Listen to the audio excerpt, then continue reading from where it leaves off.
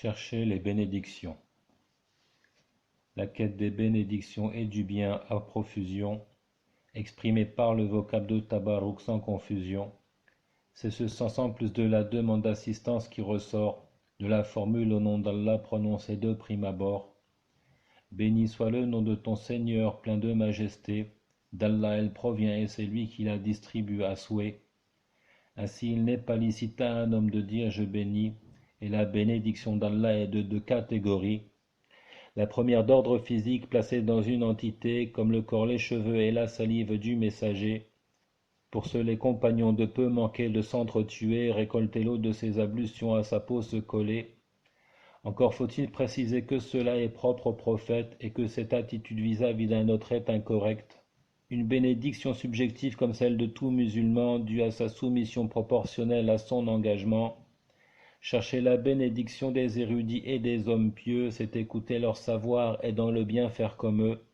Non pas se frotter à eux comme c'est la coutume soufie, car les meilleurs de la création de la sorte n'ont pas agi.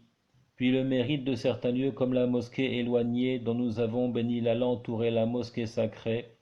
La quête consiste alors à y produire des adorations telles que légiférer pèlerinage et prosternation.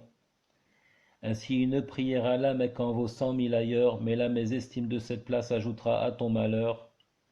Entre la pierre noire et d'autres cailloux, pas d'analogie, répondre à l'ordre de frotter et de baiser est notre souci.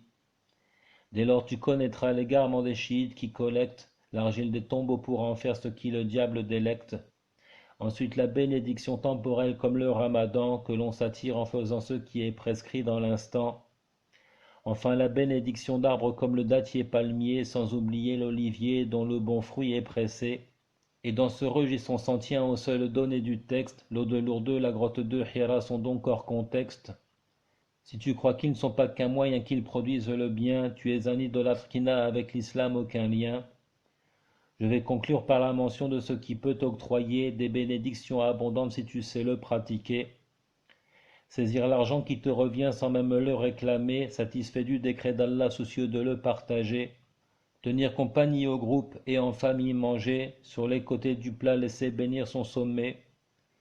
Invoquer le Très-Haut pour qu'il bénisse un frère dont tu t'étonnes et à qui du mal tu ne voudrais faire. Qu'Allah bénisse les premiers fruits et les nouveaux mariés. Prends la seconde sourate du livre, demande plus buvant du lait.